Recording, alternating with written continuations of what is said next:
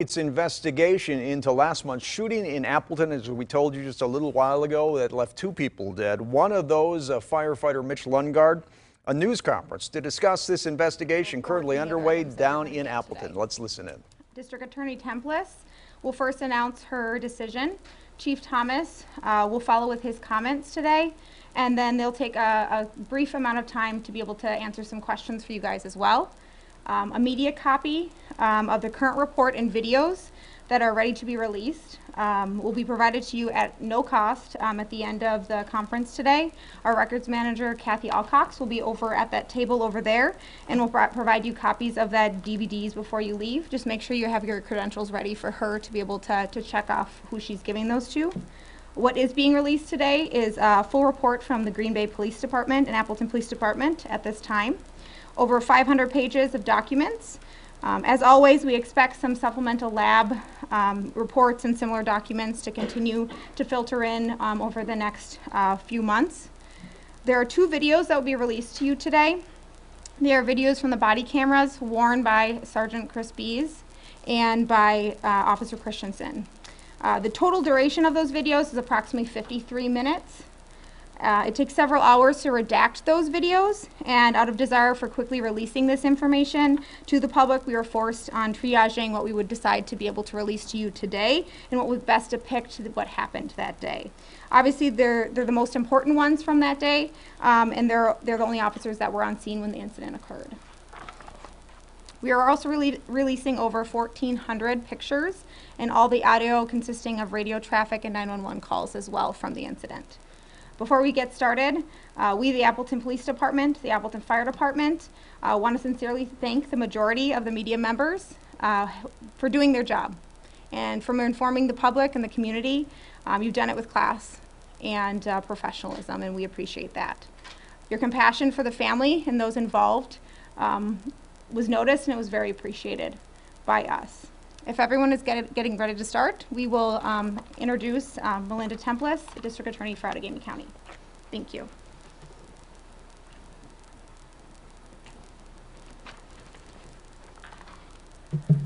Just give me 1 second.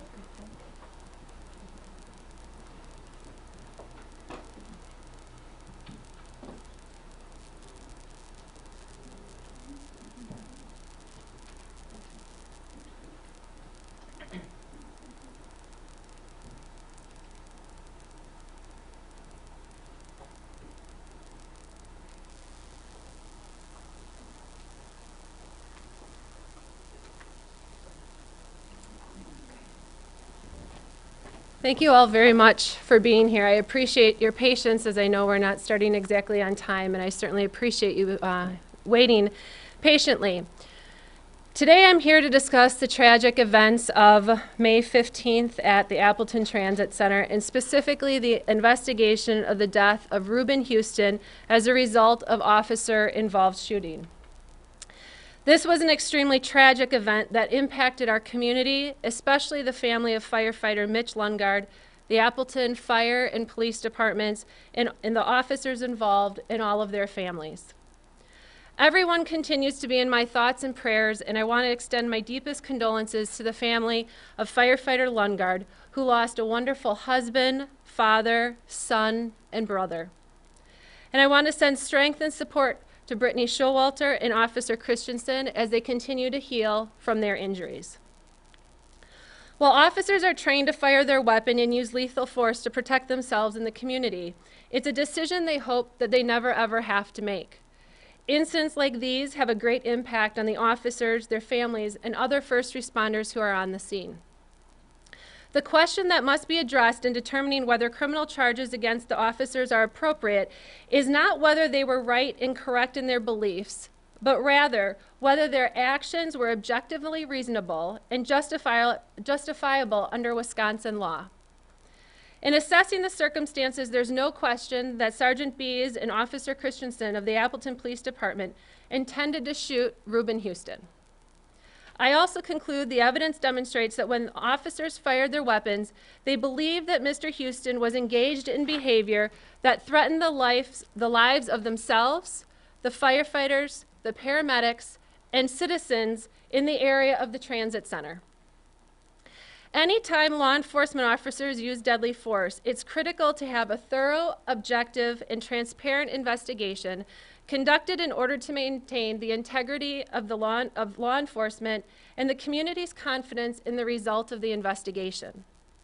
Pursuant to Wisconsin Statute 175.47, the Green Bay Police Department was assigned to investigate this case. Lieutenant Ben Allen was assigned as the lead investigator with assistance from officers from the Green Bay Police Department, the Wisconsin State Patrol, the Department of Criminal Investigations, and the Outagamie County Sheriff's Department. I want to sincerely thank each of these departments, especially the Green Bay Police Department, for making this a priority and conducting a very thorough investigation. I also want to thank the Department of Justice and the Crime Lab for their professionalism and expeditious analysis of the firearms and ballistics involved in this case, which has allowed us to provide this information to you as early as today. I also want to thank the Milwaukee Medical Examiner's Office for their work to provide us with autopsy diagnosis, and to the Wisconsin State Patrol for the mapping that you will see shortly and all the work that they did. Because integrity and transparency is so important, I believe the Appleton Police Department, as they previously indicated, is prepared to make available public records later this afternoon. At this time, the only information we are missing are the final toxicology results from Mr. Houston, as those results often take weeks to test and analyze. However, the information would not affect my legal analysis regarding the criminal charges. When conducting a legal analysis of this case, there is no one recording, interview, or piece of evidence that answers all the questions related to this incident. Rather, it is necessary to review the entire investigation with all the reports, interviews, evidence, videos, 911 calls, and diagrams to understand the events of that evening, which I have done over the last week. I also conducted a review of the Wisconsin law relating to the exercise of the privilege of self-defense and the defense of others.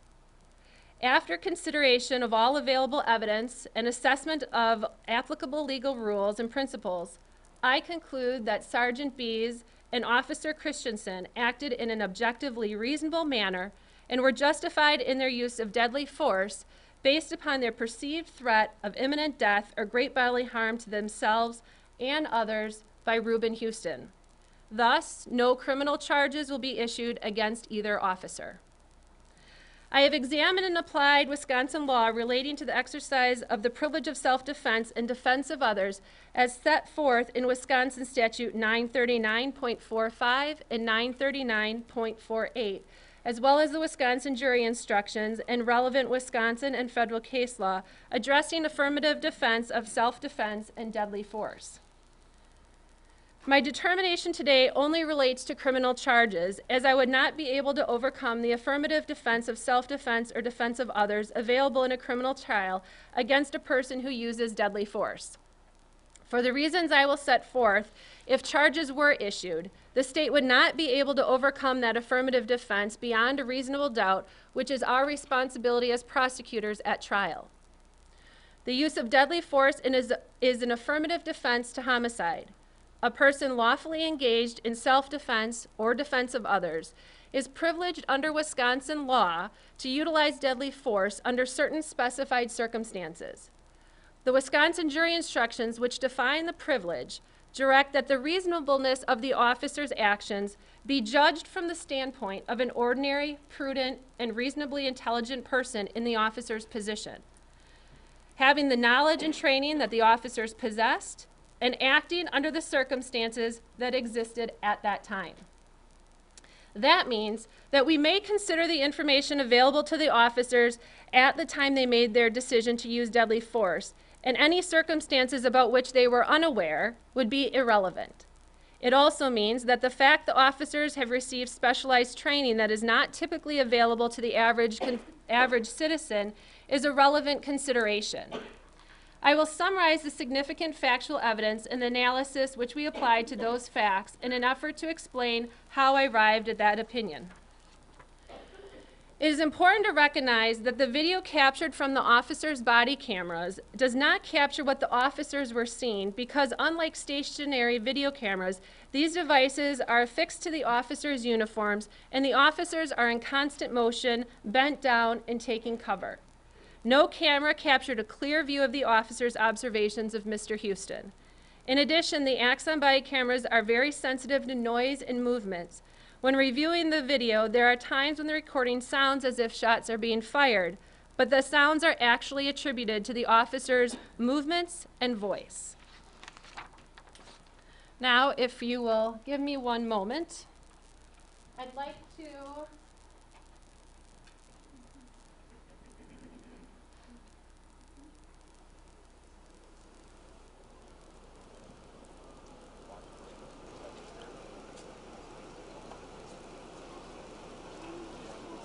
This video that you see is something created by the Wisconsin State Patrol after the area has already essentially been cleared of people.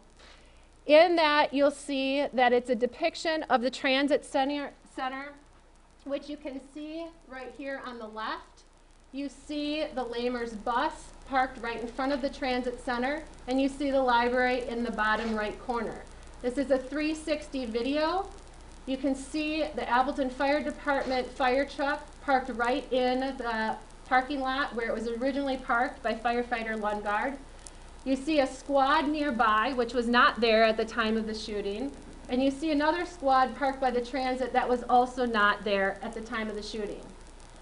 You'll note in this depiction, this area or an island in the parking structure becomes a very important location, as that is the location where Mr. Houston ultimately was, where officers arrested him, and where Brittany Showalter was when she received her injuries.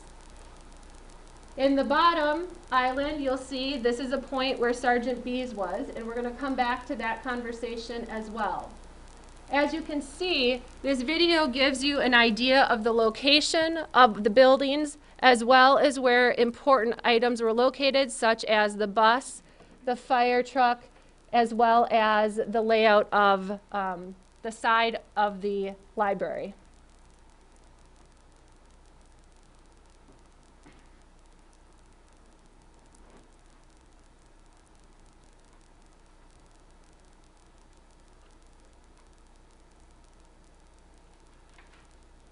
I next want to show you another document that was created to help us tell the story of what happened that day. Now, as we get to that story, the beginning of the story starts in Wausau that morning. There is a Lamers bus that is a bus that goes from Wausau to Milwaukee and stops at various locations along the way. The bus stops in Milwaukee for a couple hours to allow for the bus driver to be able to get off of the bus, take a break from driving, and then be able to eat lunch and get back on the bus. Mr. Houston got on the bus in Wausau or in Rothschild and took the bus down to Milwaukee. He was dressed in what I would call business clothes and stopped in Milwaukee for a while and took care of some type of business. When he came back, he got back on the bus, which was unusual, as the bus driver says a lot of people don't get back on the same day, so he noted Mr. Houston. At that time, when Mr. Houston got back on the bus, he asked the bus driver if he could go back or get his bag and go back and change. When he went back to change, he put a Aaron Rodgers Packer football jersey on, as well as a pair of white pants. They then continue up to the Appleton area and stop in Fond du Lac first. When they stop in Fond du Lac, the individuals get off the bus. Ruben ends up going out, and he's pacing back and forth at the Fond du Lac bus stop, and seems to be rather anxious according to passengers. Ultimately, he gets back on the bus, and he's helpful to the bus driver in the sense that there was another passenger on the bus who had gotten off to get a sandwich and wasn't on the bus yet. He told the bus driver that so that they could wait for her in order to be able to allow her to get back on the bus and continue her travels. The bus driver indicated ultimately they left Fond du Lac, and passengers on the bus noticed that Mr. Houston had gotten up at one point to go to the bathroom. He went to the bathroom, he came back, and everything seemed fine. Shortly thereafter, he was snoring for a while, and passengers observed that he was what they thought was sleeping. When he gets back to gets into Appleton, passengers are recognizing that his breathing and his snoring seem unusual to them. When they pull in at the transit center, they make contact with him because he's one of the only people that never gets up to move out of his seat.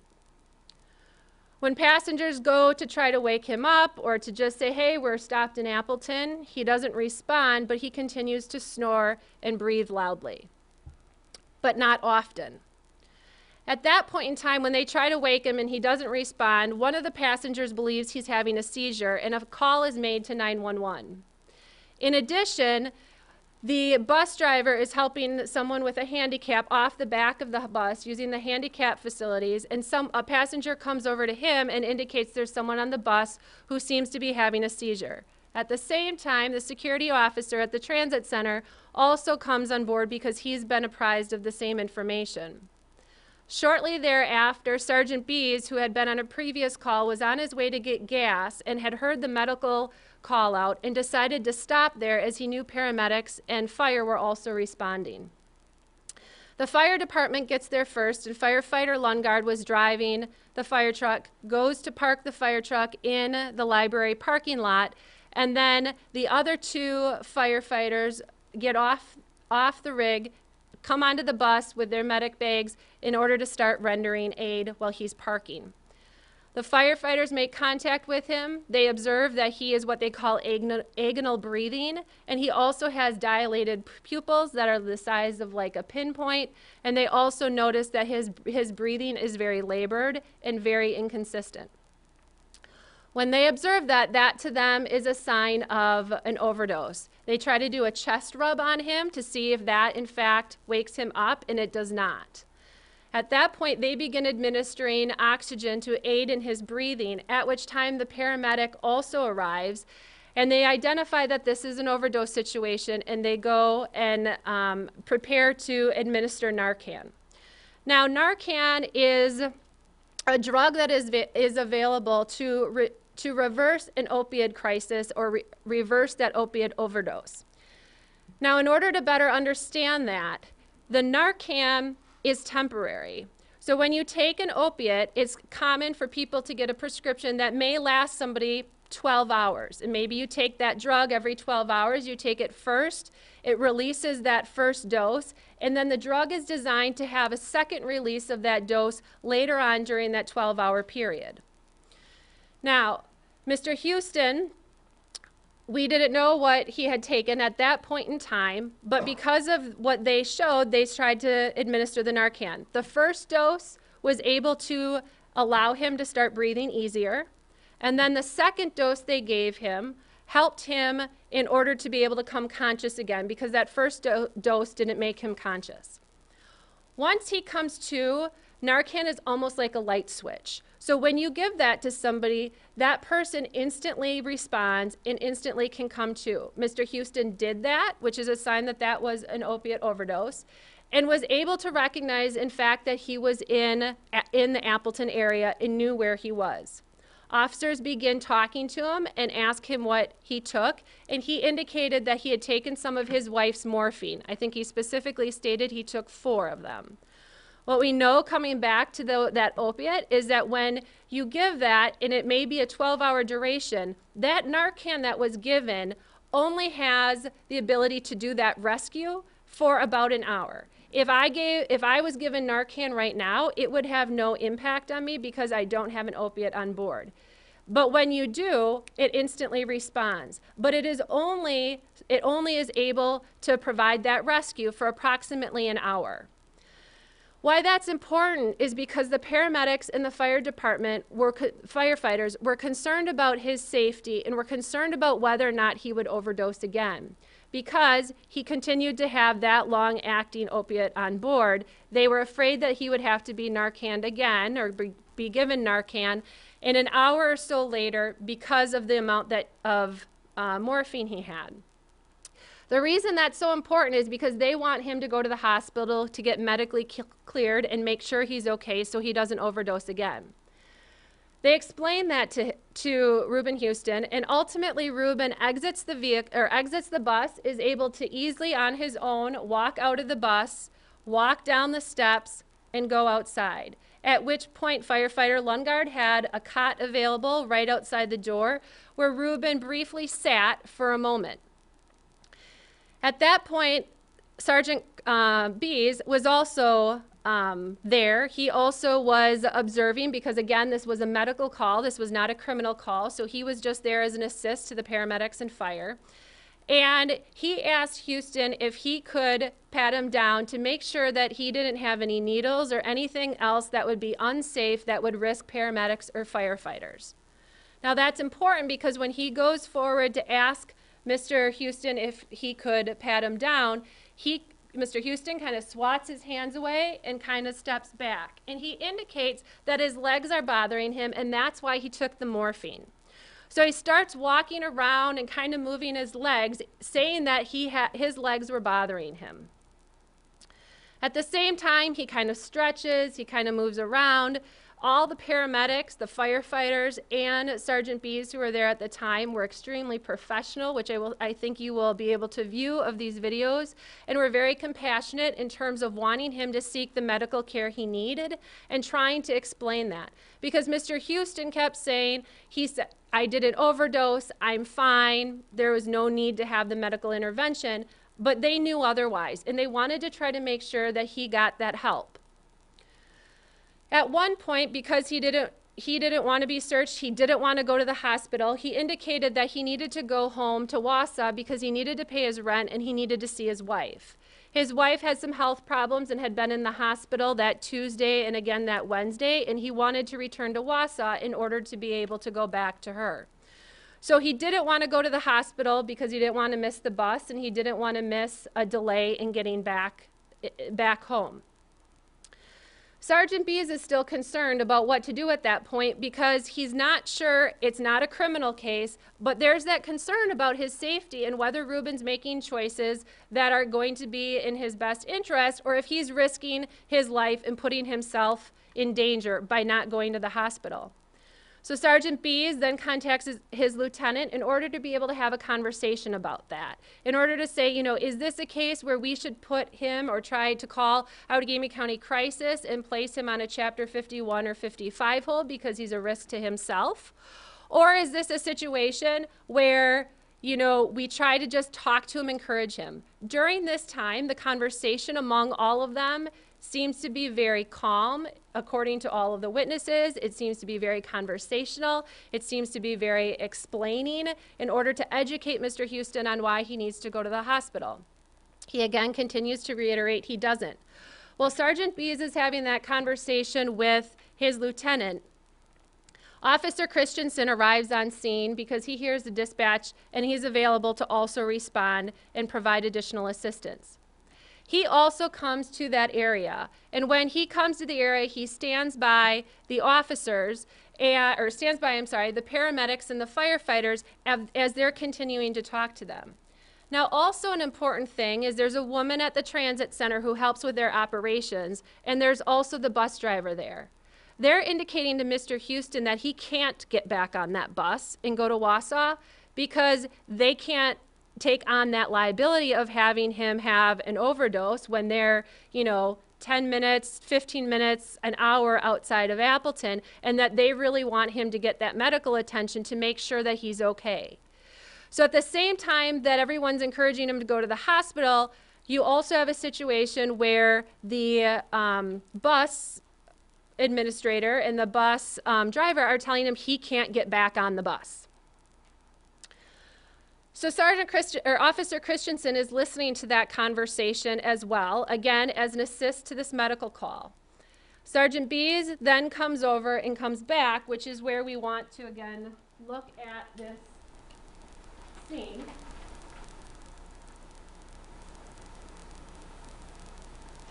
Now you'll see right here where I'm pointing is the corner of the bus where the conversation ensued. So right here is where the cot is. Right here is where the ambulance is. And they're having that conversation. And when Sergeant Bees goes to have the conversation with his lieutenant, he goes and he stands over by the ambulance, which was right here. So, Officer Christensen is also here, as is everybody else. Now, this is where, when Sergeant Christensen comes back, he has a conversation now with Mr. Houston about the fact that he needs to go to the hospital. And if he doesn't go to the hospital, they may have to do a Chapter 51 or 55 mental health hold in order to make sure that he's okay. Sergeant Christensen is observing, as all officers do, with their great observation skills, and is trying to watch his behavior and his demeanor at that point, okay? Which is different from before. So they start talking again about patting him down and frisking him, and Mr. Houston does not want that. They had asked a number of times. He did not want to be searched. At one point, he takes items out of his pocket, which was like a phone charger and some other miscellaneous items, and puts them on the ground to show he doesn't have anything, but he doesn't want the officers touching him. At the point in time that Officer Christensen is there, he walks around, because what Mr. Houston had done is he had positioned himself in a way that his right hip was up against the front of the bus. So anybody that was having contact with him was looking at him from a left side angle, and he was walking around in that way. On the video, it doesn't seem unordinary. It doesn't seem concerning. In hindsight, when we look back and we know what he has, we become aware differently. When Officer Christensen comes around from the back of the bus, he essentially goes around the front in order to try to see what's on that right hip. Now keep in mind, he has a large Packer jersey on, so there's nothing that stands out, really. He asks Mr. Houston to lift up his shirt to make sure that he doesn't have anything. And at that point, Mr. Houston starts to step back more. He starts to put his right arm over towards the right area of his pocket. And Officer Christensen tells him to remove his hands from the area and not touch anything. At that point in time, they're still trying to talk to him. Sergeant Bees, who is CIT trained, which is a specific crisis intervention training, which helps people de-escalate when they're getting upset, is actively using all of these skills, and Officer Christensen is actively using interpersonal skills to communicate with him at that point in time, because he's starting to get agitated. When he puts his hand on the hip, within seconds, he removes a small .380, or a small .38. When he pulls that gun is essentially the size of the front part of your hand or your fingers. It is a very small weapon. Mr. Houston had that located in a Velcro case on his hip next to a cell phone, and it looked like a cell phone case. It did not look like a holster. It did not look like an item that you would put a gun in, but rather it was small. When you looked at it, if you were to just observe by him lifting up his shirt, which he didn't do, but if you would have, what you would have seen is something that many people would identify as a multi-tool case. But he pulls out a small .380, begins to rack it in front of him, at which point, right here on the corner of the bus, you have 3 firemen, 2 paramedics, the security officer at the transit center, the bus driver who is just in the bus, in the driver's seat, but in that same line. You also have the woman who works for the bus from the transit center standing there, and you have the 2 officers.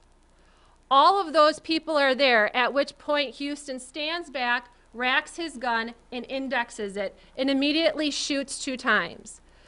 Officer Christensen also responded instantaneously from the location that he was, where he also grabbed his duty weapon, he indexed it, and he shot. Mr. Houston shot probably a millisecond or 2 ahead of Officer Christensen, but almost exactly simultaneously. At that point in time, Houston is walking backwards towards the library, And at that point in time, all of the individuals there are starting to scatter in order to find cover. When Mr. Houston shoots, those two right in front of the bus, he shoots both Officer Christensen and firefighter Lundgaard. Those two shots were directly from the location where he was, aimed directly towards a transit center and where all of those people were standing. Firefighter Lundgaard, as others had tried to move and escape, began to turn his back, crouch down a little bit for cover, bend, and start to run, at which point he had a bullet wound to his back, mid part of his upper back, that went through, all the way through his chest and out the front on the left-hand side. That was the fatal shot and singular shot that killed firefighter Lundgaard. The other shot was a shot to Officer Bees, who received a shot in the lower area of his body, was able to also immediately take cover and be able to run down the side of the bus and find cover right in the area in the alcove where the door is. Officer Christensen had shot once at that front of the bus to Mr. Houston, which we believe was a shot to his abdomen, which was ultimately the lethal shot that killed Mr. Houston. However, Mr. Houston did not die of that shot immediately, and the incident continued. When Officer Christensen gets to this area, he calls out that he sees a firefighter down on the radio. Simultaneously, he's watching because Sergeant Bees is running around the bus to the other side, where you're able to see in the middle of the road, he takes a tumble, he falls, he gets back up from the middle of the road, and he finds a location right on an island right by near the fire truck behind a tree. When Sergeant Bees goes down in the middle of the road, Officer Christensen thinks that Officer Bees might have been shot because he goes right down in front of him, but then he pops back up, Sergeant Bees does, and he finds cover behind that tree. Sergeant Bees was also shooting at this point because Houston had come over to this island that I explained earlier by the library, and that Brittany Showalter had been sitting there with a number of other individuals. And what's really important to note is the transit center at that time of day is very busy. There are buses dropping people off, there's cars driving up and down the road. There are people, there was a city council meeting that night, so there were people that were parking in there to walk to the city council meeting. There were people going to the library, and there were people milling about. It was a beautiful day. So there were a lot of people in that area, and Brittany was one of those. And she was with others that she was talking to right over here by the tree. When Mr. Houston, after he shoots those two shots in front of the bus that hit Officer Christensen and Officer Christensen and firefighter Lundgaard, he then runs to the area where Brittany is. He puts his arm around her neck and essentially uses her like a human shield. When he does that, she is now in the way of trying to end that threat because he's still shooting. These red dots are casings that are from his gun. So he's still shooting, and meanwhile, Officer Christensen is standing in the door, and he's also shooting because he sees that there is a citizen who has now been taken hostage and who's being used as that shield. Sergeant Bees finds cover behind the tree. He also is shooting, and he is yelling commands at Houston to drop the gun and to stop firing. He doesn't do that. He doesn't follow the direction, and he keeps shooting. Now, from this time, we know that Mr. Houston shot 5 times. We know that Officer Christensen shot 8 times, and we know that Sergeant Christensen shot 11 times. We know there was one casing that was ultimately from this area, that's not on this map, that had landed on the cot that the paramedic wiped away to put firefighter Lundgaard on, that eventually was found located in one of the firefighters' medic bags. The other 7 are located down by the other ones are located right exactly where he was. Now, I can't underestimate and can't tell you what bravery Officer Christensen showed despite his very serious, very painful injury. He continued to engage in trying to address the threat. He continued to watch for citizens in the area. He continued to monitor the well-being of the officer that he was partnered with on that call in order to keep trying to address it. In fact, even after that, when he was able to find cover behind the squad, the Appleton squad car that arrived here moments later, he walked over to that area still with his weapon drawn, still trying to protect people and still trying to provide that cover should Mr. Houston continue to shoot, because he was still in that area moving wildly. As other witnesses were interviewed, they talked about how Mr. Houston was laying there, but he still was moving his arms around wildly and waving the gun in the air. People didn't know how many bullets he had in his gun or how many he had, but they continued to be very concerned about the safety of the well-being of everyone there when they saw that he was behaving so wildly. Ultimately, when coming back to Officer Christensen, he walks over to that squad car, still actively engaged in his duties to protect our community, at which point officers are able to determine that he's injured and encourage him to come with them so that they can quickly get him to the hospital to be checked out. Now, Sergeant Christensen is still engaged in talking to Mr. Houston and trying to get him to put his hands behind his back and trying to get him to put the gun down or to get rid of it, but he can't see that gun. So Sergeant Christensen then moves to a location behind the truck over here parked in the library in order to get a better view of what happened with the citizen and how to get her away, because he's directing her to try to move, but she's not moving. She's not moving away. Ultimately, then, he comes back to the Appleton squad car, and somebody has arrived with a shield. He is able to grab that shield and with another officer able to approach Mr. Houston, make contact with him with the shield, and able to, at that point in time, try to place him under arrest. Now, that took a couple of minutes, and it took a number of officers. Mr. Houston, at that point, was significantly injured, and he also was still somewhat combative at that point, or was combative at that point, and not following the directions of officers.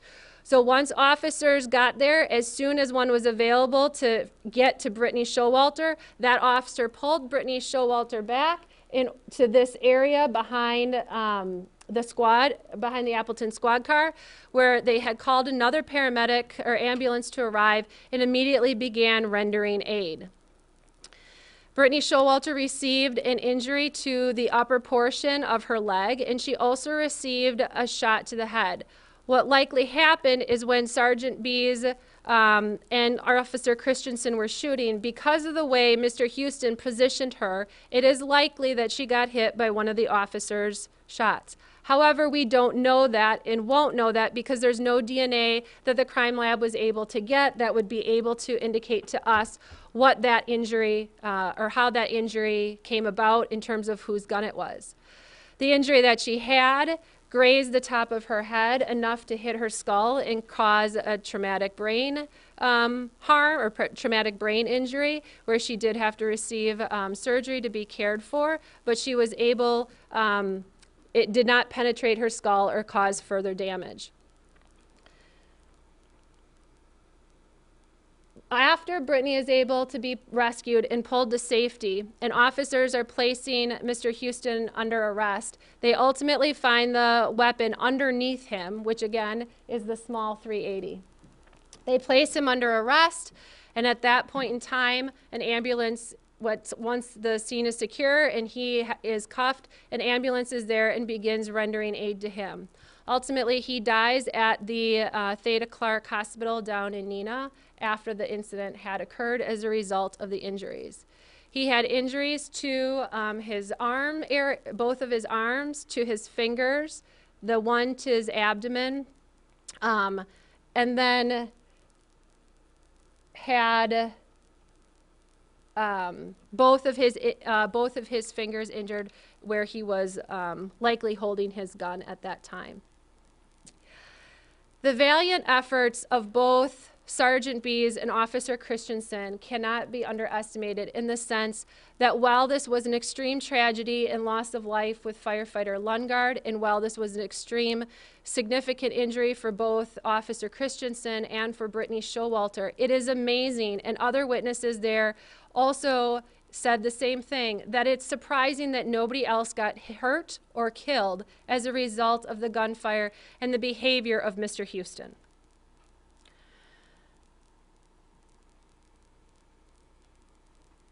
Now, turning back to the analysis that we are here to talk about today, there is no question the officers intentionally shot and killed Reuben Houston on May 15th, 2019. Wisconsin acknowledges privilege as a defense to otherwise criminal conduct where a privilege by statute, in this case self-defense or defense of others, exists. That can be found in Wisconsin Statute 939-45 sub 6 and 939-48 sub 1 and sub 4.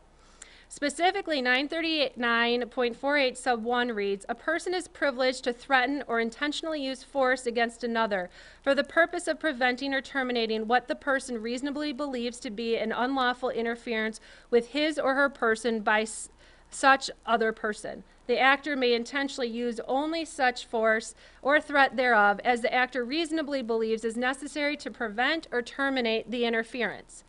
The actor may not intentionally use force which is intended or likely to cause death or great bodily harm unless the actor reasonably believes that such force is necessary to prevent imminent death or great bodily harm to himself or herself."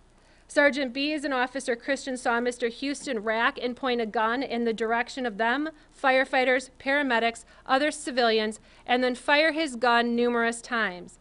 They also witnessed firefighter Lundgaard go down and Officer Christensen had been shot. Because of these facts and supporting evidence, any criminal charge against them would be met with the affirmative defense. A jury would be instructed after the elements of the crime and before reaching a conclusion of guilt on the privilege of self-defense. The jurors would be instructed that the law of self-defense allows a person, the defendant, to use intentional force against another if he believed there was an actual or imminent unlawful interference with his person, that the amount of force used was necessary to prevent and terminate the interference, and those beliefs were reasonable. The jurors would also be instructed that a defendant may intentionally use force intended to cause death or great bodily harm only if he reasonably believed that the force used was necessary to prevent imminent death or great bodily harm to himself or to others. The jury instruction defines reasonable beliefs as the following. A belief may be reasonable even though mistaken. The standard is what a person of ordinary intelligence and prudence would have believed in the defendant's position under the circumstances that existed at the time of the alleged offense. The reasonableness of the defendant's belief must be determined from the standpoint of the defendant at the time of the defendant's acts and not from the viewpoint of the jury at the time of trial. The jury is further instructed to consider not only what a reasonable person would have believed, but to make this determination from the standpoint of the person charged. The state then is required to prove beyond any reasonable doubt that a defendant did not act in lawful self-defense. The jury is instructed to find a defendant not guilty if they find he acted in self-defense, if the state has not disproved the defense by a reasonable doubt, or beyond a reasonable doubt. The United States Supreme Court says that in judging the reasonableness of a particular use of force, the focus must be, quote, from the perspective of a reasonable officer on the scene, rather than with 20/20 vision and hindsight. The law recognizes that officers are forced to make split-second judgments in circumstances that are tense, uncertain, and rapidly evolving. The standard is that officers are trained that an imminent threat is an immediate threat or a threat about to happen. To be considered imminent, a threat has to meet 3 criteria. The subject must indicate his intent to cause great bodily harm or death to you or someone else. In this particular case, officers saw Mr. Houston rack a gun and pointed at their direction where they were standing near paramedics, firefighters, and civilians. They saw Mr. Houston shoot towards them. Officers were aware it was early evening and the transit center and library were busy with people walking around. They observed cars driving up and down the street and buses arriving at the transit center. Officer Christensen was shot and injured as he ran for cover. Officer Christensen and Sergeant Bees saw a firefighter go down as they continued to respond. The officers saw Houston use Brittany as a human shield and continue to shoot towards them. Houston refused to comply with their orders to put down the gun. Second, the subject must have a weapon capable of inflicting great bodily harm or death. Certainly, Mr. Houston's gun was a weapon that did in fact inflict great bodily harm to Officer Christensen and Brittany Showalter and to the death of firefighter Lungard. Third, the subject must have a means of using the weapon to inflict harm, and certainly in this case, Houston used the weapon to inflict deadly harm. Officers are instructed that in many deadly force situations, they will not have time or the ability to try other options. Officers are trained that their judgment in deadly force situations is based on the totality of the circumstances known to them at the time and provides this example. If a suspect points a firearm at you with the clear intent to shoot, you are justified to use deadly force. Even if the suspect's gun is later found to be unloaded, that does not render the decision unjustified, as the perception of the threat was reasonable under the circumstances at that time. In reviewing the case, I also have to use the application of law to the facts. And the questions in this case include: 1, did the officers reasonably believe that there was an actual or imminent unlawful interference with their person or another, and was the amount of force they used necessary to prevent or terminate the interference? And my answer is yes. Second, did the officers reasonably believe that the force used was necessary to prevent imminent death or great bodily harm to themselves or others? Yes. They believed there was an imminent threat to themselves, to each other, the first responders with them on the call, and the civilians all around them. The third question, if the officers were charged with the killing of Reuben Houston, could the state prove beyond a reasonable doubt that the officer in question did not act lawfully in self-defense? And my answer is no. In conclusion, the events of the Appleton Transit Center on May 15th, 2019 were extremely tragic. We lost one of our own, and our officers were forced to make difficult decisions and risk their lives to protect our community. While these events are something that we never want to happen, I am proud and inspired by how our community has responded and come together to support each other. What started as a routine medical call quickly escalated into a very dangerous situation. The officers, firefighters, and paramedics who responded to the call responded to assist in providing medical aid to Houston and continued to be concerned for his safety and well-being up until the time he pulled the gun on them. The officers then engaged to protect themselves, fellow first responders, and the citizens near the area of the transit center that evening. Both officers risked their own lives and exemplified a high degree of training and professionalism in their response. Even when Officer Christensen experienced serious bodily injury to himself, he continued to respond to protect others. As one witness told investigators, "I don't know how more people were not injured or killed. I do." It's because of the heroic bravery of Sergeant Bees and Officer Christensen, who saw the threat and had to quickly respond, and to Officer Christian, who through great adversity continued to protect others so more life was not lost. Certainly this is something they will carry with them for the rest of their lives. The week of May 15th was National Law Enforcement Week, where the country pays tribute to the men and women who protect us in our communities and honor those who have paid the ultimate sacrifice. The pain of losing firefighter Lungard will continue to weigh on the hearts and minds of the community and the Appleton Police and Fire Departments, but the actions of our law enforcement in this tragedy are commendable. I am proud to serve in a county with such highly trained professional members of law enforcement. My appreciation goes out to each of them for protecting us every day and putting their lives on the line. When faced with great adversity or tragedy, it is the coming together to support each other that makes us strong and helps us weather the storm. Over the last 4 weeks, our community has shown great empathy, love, and understanding. As we continue to remember firefighter Lungard, I urge people to honor his life of service to others, whether it was his community, coworkers, family, or friends. Again, my deepest sympathies to the family and friends of firefighter Lundgaard and his brothers and sisters at the Appleton Fire Department. His sense of humor, the way he would help his family, a friend, a co-worker, and the incredible service he gave to the city of Appleton will live on in all of them. Thank you.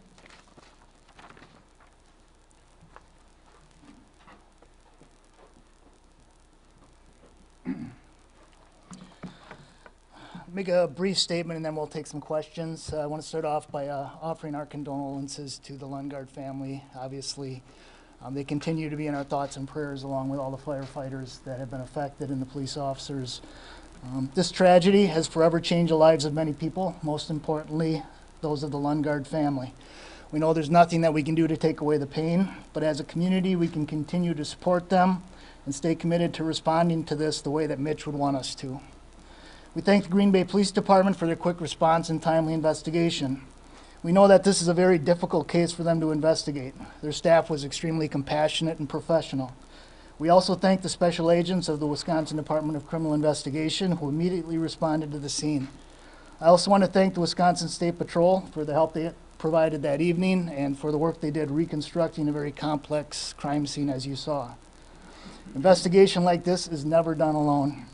It takes several local and state agencies working together to ensure an investigation is complete and thorough.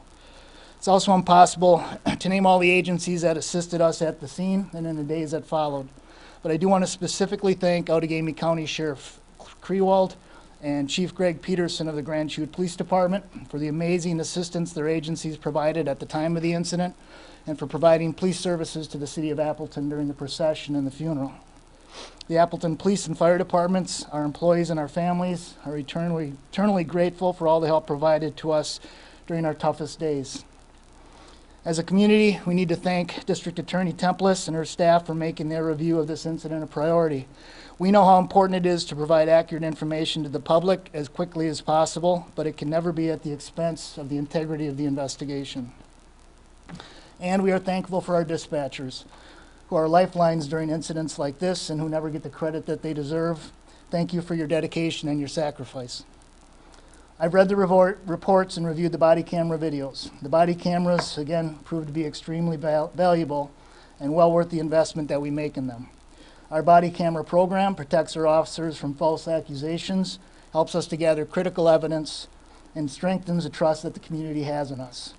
And for this incident, it shows the public just how a seemingly insignificant non-emergency call for service can quickly turn deadly. I'm extremely proud of the professionalism that all the first responders displayed. Sergeant Bees and Officer Christensen were extremely patient and compassionate to a person who they were genuinely concerned for, and in a split second, that person turned on them.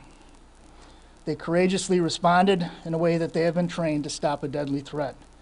These officers and the others that responded then provided medical aid to the same person who just seconds before was trying to kill them. Sergeant Bees and Officer Christensen responded heroically, moving and repeatedly engaging the suspect as he fired. Even after Officer Christensen was hit and clearly in extreme pain, he battled on because he knew people's lives were still in danger. They were both guardians and caregivers, and when needed, they were true warriors, vividly demonstrating what we know as the thin blue line.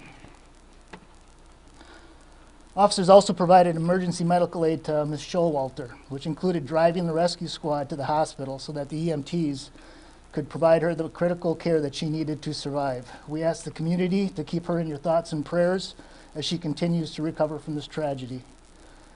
The body camera videos will be released, will allow you to see and feel how this incident developed. It puts you in the shoes of the officers involved. They are very intense and difficult videos to watch. But there's also a video that shows the exact moment that the officers working the scene learned that Mitch had died. It's heart-wrenching and painful to watch. But the officers' actions after that again demonstrated what is meant when you hear the words, the thin blue line or the thin red line. On the video, you will see the immediate shock they feel. How everyone takes a breath, pauses for a couple seconds, and they jump right back into getting things done and working the investigation. That's what your officers and firefighters do every day. I could not be prouder of the performance from both the departments. So as we continue to heal from this, what have we learned about our community? Obviously, this was an anomaly for our community, for any community. This could have happened anywhere on the bus route from Milwaukee to Wausau. This was a criminal traveling through our community who had a long history of illegal and dangerous behavior. His actions were pure evil. But it is the actions of those first responders and how this community supported us which reaffirms everything we already know about Appleton, and I think that's what's going to be the final word in this tragedy. Fire Chief and I previously mentioned some of the things that we witnessed that displayed valor to us, but there were many more.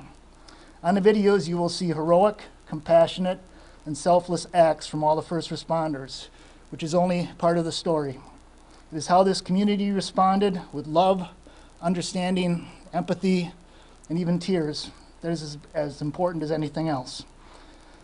In Appleton, we know who we are as a community and why we are always hopeful.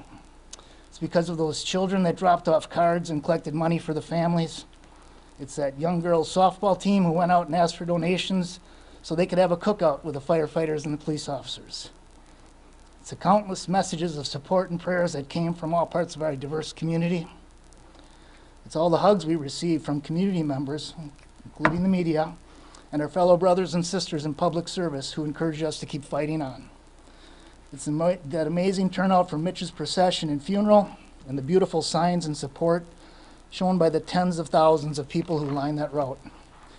In the end, it is the actions of all those people, our heroic first responders and our compassionate community members, that truly define the city of Appleton. And with that, the DA and I will take some questions. Can you just clarify, I think, the number of shots everybody fired? I think you said Christians did. Sure. Let me just. Live from the Appleton Police Department, that is Appleton Police Chief Todd Thomas talking about that fateful day, May 15th, the day of the Valley Transit shooting when Mitch Lundgaard was shot and killed. The police chief was preceded by Outagamie County District Attorney Melinda Templis, who outlined the timeline of the events that happened that day, leading to the shooting of firefighter Mitch Lundgaard. Two officers, Sergeant Christopher Bees and Police Officer Paul Christensen, were cleared of wrongdoing when returning fire, killing the suspect, Reuben Houston, who was from Wausau. The district attorney described how emergency responders administered Narcan after Houston, showed symptoms of an overdose. The investigation was conducted by the Green Bay Police Department. That is a standard procedure in the event of an officer-involved shooting. Now, we have crews covering that news conference. It's still going on. We'll be providing live reports for you here on Local 5 News, both on air and online and on our website, wearegreenbay.com.